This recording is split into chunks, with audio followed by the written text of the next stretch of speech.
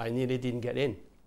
I decided to come and actually sell myself again. And I was very lucky. I had another audience with Professor Charles Handy. And Charles asked me a very simple question. Why should we have you? So I told him a very, very straightforward answer. It's because I can contribute to the, not only the academic, but the cultural mix of the school. I remember we had 3 Japanese and maybe 2 to 3 Chinese and a couple of other people, but they're essentially a Western countries more than any, they don't have emerging market at the time. I was a telecom engineer. My previous education has been really one of knowing stuff, but at LBS, I think the encouragement is to ask you to figure out for yourself what do you think of the matter, i.e. to reason your own thoughts.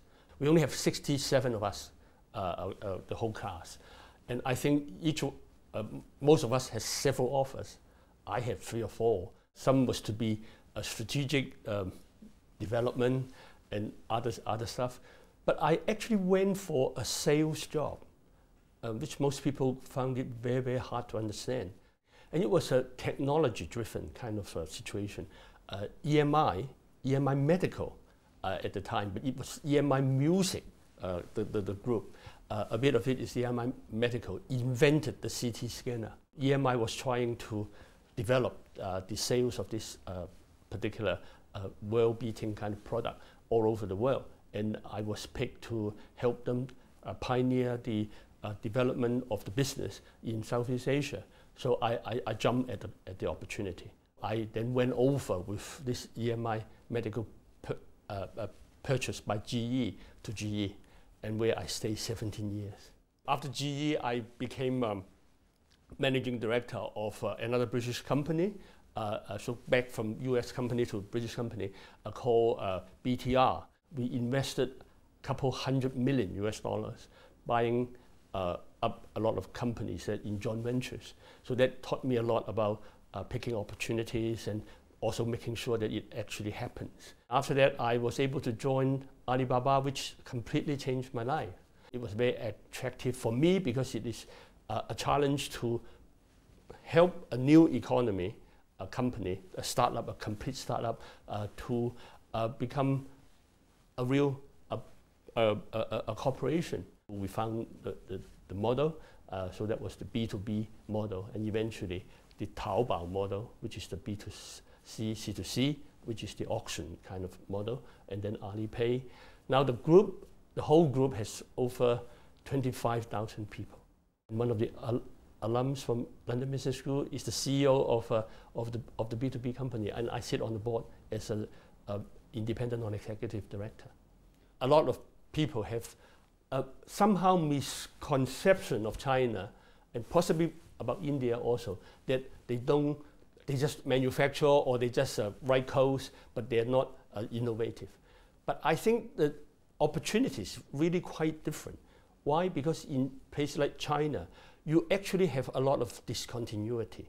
You do not have to develop your telecommunication from the fixed line and then slowly to the mobile and also to today's very advanced mobile. You just leapfrog.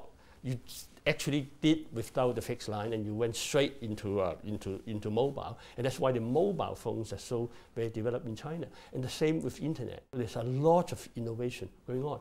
And how may I summarize this innovation? Is that you are actually changing people's behavior in terms of work or in terms of personal habit in a very significant way, but in a very massive scale. You're talking about the internet. There are like over 400 million internet users now in China. And that's mind-boggling. And then the telephone, and then the mobile telephone. You're talking about a couple 100 million, maybe 300 million mobile phone users in China. So I think that actually brought in a certain scale that is unprecedented. And if you can catch the habit, and change their habit in terms of work or in terms of play or in terms of community kind of characteristics, it actually gives a totally different meaning to innovation as we know it or used to know it. To be an LBS alum, I think if I were to start again, I would have done exactly the same thing. And I think the London Business School graduates or soon to be graduates are sitting on a gold mine. The opportunity in terms of able to do all kinds of things is almost unlimited. But I think the major importance is to make sure that everybody has their own dream.